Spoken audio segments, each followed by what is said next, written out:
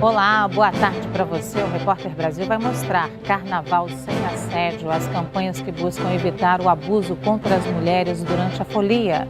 O presidente da OAB afirma que os presídios do país são escolas do crime, depois dos episódios de violência no Ceará. Uma operação da Polícia Civil deixa 3 mortos no Rio. O governo intensifica a campanha pela reforma da Previdência, às vésperas da volta do Congresso. Em São Paulo começa a Campus Party, maior evento de tecnologia do Brasil, e os 35 anos da oficina de música que movimenta a vida cultural de Curitiba. Do Rio de Janeiro, com emissoras públicas de todo o país, começa agora o Repórter Brasil.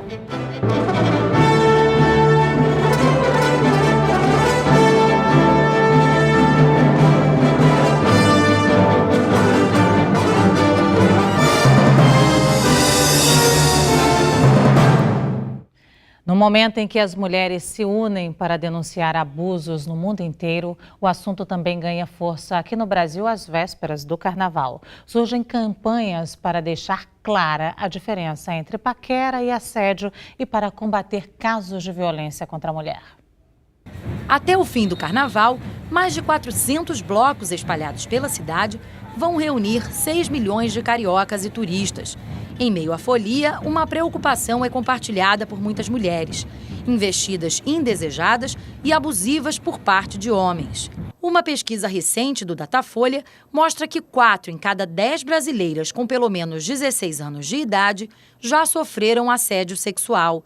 As formas mais frequentes são o assédio em transportes públicos e nas ruas. Este último relatado por 1 em cada 3 brasileiras adultas. Para mapear os locais em que as mulheres são mais importunadas durante os dias de folia, foi criado o site aconteceunocarnaval.org, que já foi usado no ano passado em Recife.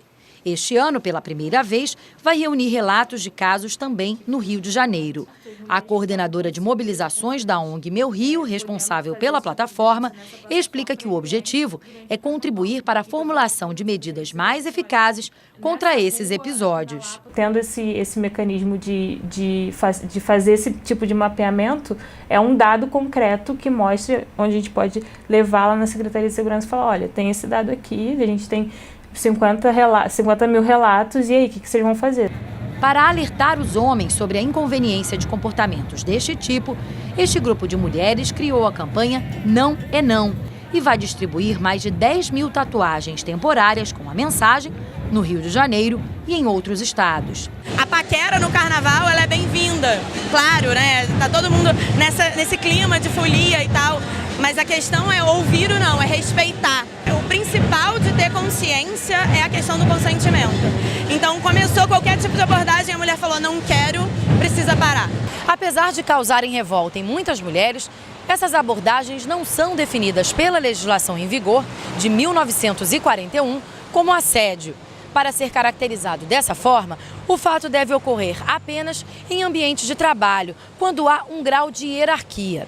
Mesmo assim, a lei prevê punição e especialistas alertam: as vítimas devem denunciar.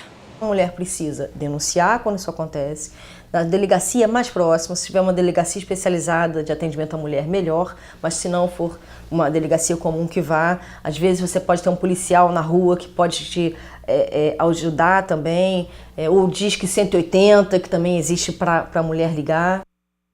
Até porque os números de violência contra a mulher só crescem no Brasil. Para tornar o Carnaval deste ano mais inclusivo, a Prefeitura do Rio desenvolveu um projeto de tradução dos sambas enredo para a língua brasileira de sinais. São 13 vídeos das escolas do Grupo Especial que contam com o trabalho de intérpretes e pretendem incluir os surdos no clima da folia. O povo do samba chamou e fez de você um poema de amor. A letra de um samba enredo é capaz de emocionar. E a partir deste ano, quem tem algum tipo de deficiência auditiva vai sentir cada estrofe e palavra do samba das escolas do Grupo Especial. O projeto Carnaval Inclusivo, da Subsecretaria da Pessoa com Deficiência, transformou os sambas em vídeos com interpretação em Libras, a língua brasileira de sinais. No total, são 13 vídeos acessíveis. Um a cada dia vai estar disponível até o início do Carnaval. Já foram publicados os da Unidos da Tijuca, Acadêmicos do Grande Rio e Acadêmicos do Salgueiro. O trabalho, que começou em janeiro, contou com a ajuda do surdo Ricardo Boareto, 7 intérpretes e muita pesquisa. A gente pesquisou as sinopses, fomos aos barracões, aí conversamos com pessoas da própria escola, né? Cada escola nos recebeu, alguns foram os carnavalescos, outros foram diretores de carnaval, outros compositores, e aí nós trouxemos essa perspectiva da própria escola para o samba. As gravações de todos os vídeos foram feitas aqui na Subsecretaria da Pessoa com Deficiência. Cada intérprete, como a Vanessa Neves, gravou o samba inteiro, que foi editado e legendado pela equipe de comunicação. Para Igor, que interpretou os sambas da Mocidade do Salgueiro, participar do projeto foi gratificante. Foi desafiante, mas também foi gratificante, porque eu não conhecia muito bem a parte dos sambas e foi uma experiência nova. Eu acho que isso me agregou muito conhecimento. A repercussão dos vídeos está sendo positiva e a intenção é ampliar o projeto no próximo ano. A gente recebeu esse final de semana um vídeo de um surdo dizendo que gostou muito do samba, que agora ele entende, achou muito legal, que agora ele entendeu o samba. Então isso é muito bom, eu acho que o objetivo maior foi alcançado. E esse trabalho de traduzir os sambas para os surdos a gente já faz há alguns anos aqui na TV Brasil com o pessoal do Visual. O primeiro programa da TV aberta brasileira transmitido integralmente em Libras. Você já acompanhou muitos sambas assim aqui no Repórter Brasil e esse ano tem mais, aguarde. A Polícia Civil do Rio faz hoje uma nova operação na comunidade do Jacarezinho, na zona norte da cidade, em busca de suspeitos pela morte de 2 policiais. 3 pessoas morreram e pelo menos 11 foram presas. A polícia ocupou vários acessos à favela do Jacarezinho, na zona norte do Rio. Mais de 300 agentes participaram de uma operação que começou por volta de 6h30 da manhã. Pelo Facebook, a página Jacarezinho News alertou os moradores sobre a ocorrência de tiros. Veículos que passaram pelas barreiras foram revistados. Algumas pessoas foram conduzidas para a delegacia. A polícia cumpre mandados de prisão contra suspeitos de participarem da morte do delegado Fábio Monteiro e do ex-agente da CORE, a Coordenadoria de Recursos Especiais, Bruno Buller, que também era conhecido como Bruno Xingu. O corpo de Fábio foi encontrado este mês dentro de um veículo na comunidade.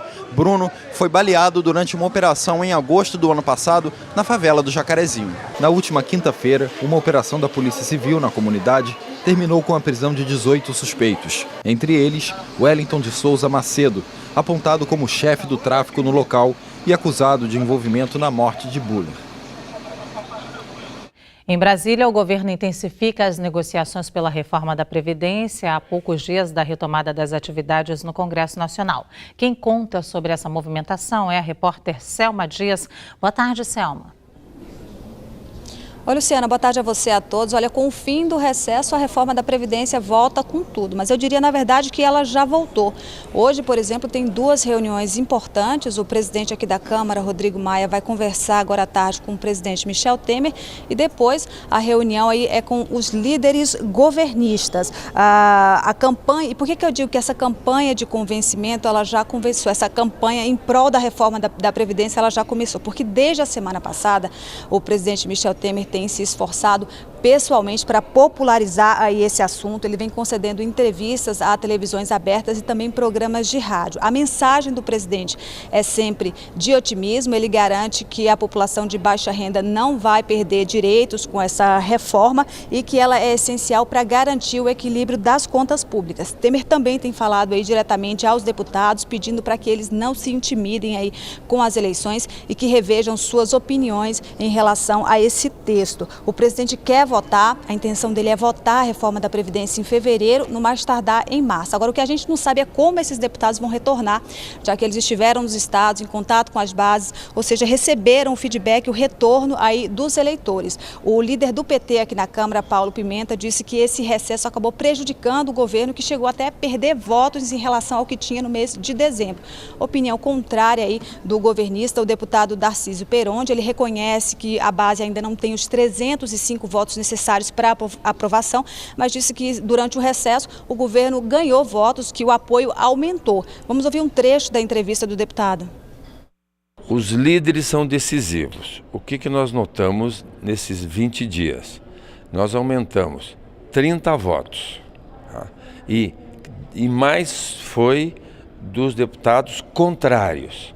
E muitos contrários passaram para indecisos. Então, isto é reflexo direto da propaganda explicativa do governo. Na Argentina, o presidente Maurício Macri anunciou o congelamento do próprio salário e de 500 funcionários. Além disso, 25% dos cargos políticos do executivo serão cortados, inclusive o de parentes de ministros. Quem conta é a correspondente Mônica Yanakiev. O presidente Maurício Macri anunciou o congelamento dos salários de altos funcionários do Poder Executivo da Argentina esse ano, inclusive o dele mesmo. Além disso, 1.000 cargos altos, 1/4 do total, serão eliminados a partir do dia 1º de março. Funcionários parentes de ministros também terão que pedir demissão. O objetivo é economizar cerca de 77 milhões de dólares por ano. O ajuste representa menos de 0,5% do gasto público, mas para Macri foi um gesto político. Ele quer demonstrar austeridade no momento em que o governo tenta aprovar uma reforma trabalhista. No seu 3º ano de governo, Macri ainda enfrenta uma inflação alta, que esse ano deve ficar em pelo menos 15%, e não conseguiu ainda atrair a quantidade de investimentos privados que esperava. Depois do intervalo, o juiz Sérgio Moro manda leiloar o triplex do Guarujá. E depois da matança no Ceará, a OAB diz que os presídios do Brasil se transformaram em escolas do crime.